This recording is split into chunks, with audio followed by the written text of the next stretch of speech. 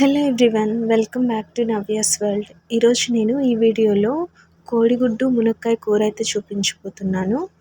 ఈ కాంబినేషన్ అయితే చాలా చాలా బాగుంటుంది. మీరు కూడా ఒకసారి ట్రై చేయండి. ఎలా చేయాలో చూపించేస్తాను, చూసేయండి. ముందుగా స్టవ్ ఆన్ చేసుకొని స్టవ్ మీద ఒక గిన్నె పెట్టుకోవాలి. ఈ గిన్నెలో ఒక 3 స్పూన్స్ ఆయిల్ని అయితే వేసుకోవాలి. ఆయిల్ హీట్ అయిన తర్వాత ఇందులోకి పోపు దినుసులు అయితే వేసుకోవాలి. ఇవి కొంచెం ఫ్రై అయిన తర్వాత సన్నగా కట్ చేసుకున్న 2 ఆనియన్స్ ముక్కలను అయితే వేసుకోవాలి. అలాగే ఒక 2 పచ్చిమిర్చీలను కూడా వేసుకొని ఒక 2 మినిట్స్ అయితే ఫ్రై చేసుకోవాలి. ఇవి 2 మినిట్స్ అయితే ఫ్రై చేసుకున్న తర్వాత ఇందులోకి కొంచెం కరివేపాకు అయితే వేసుకొని ఇంకొక 2 మినిట్స్ అయితే ఫ్రై చేసుకుందాము. ఇవి ఫ్రై అయిపోయి టొమాటోస్ అలాగే కోడిగుడ్లను అయితే ఉడికించుకొని పక్కన పెట్టుకున్నాను. ఉడికించుకున్న టొమాటోల్ని మిక్సీ పట్టుకొని పక్కన పెట్టుకోవాలి.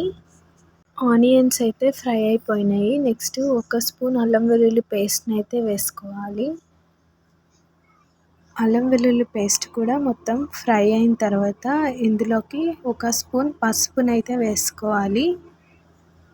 పసుపు వేసుకున్న తర్వాత ఇంకొక 2 మినిట్స్ అయితే ఫ్రై చేసుకుందాము. ఫ్రై చేసుకున్న తర్వాత మునక్కాయలను అయితే వేసుకోవాలి.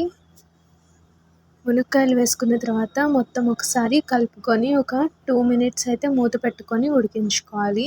2 మినిట్స్ తర్వాత మూత తీసి ఇందులోకి 1 స్పూన్ ఉప్పునైతే వేసుకుందాము. వేసుకొని ఇంకొక 2 మినిట్స్ అయితే కలుపుకొని మిక్సీ పట్టుకున్న టొమాటో పేస్ట్ని అయితే వేసుకోవాలి. అది కొంచెం కుక్ అయిన తర్వాత ఒక 2 స్పూన్ల కారం అయితే వేసుకోవాలి. సో మీ టేస్ట్కి తగ్గట్టుగా కారం అయితే వేసుకోవచ్చు.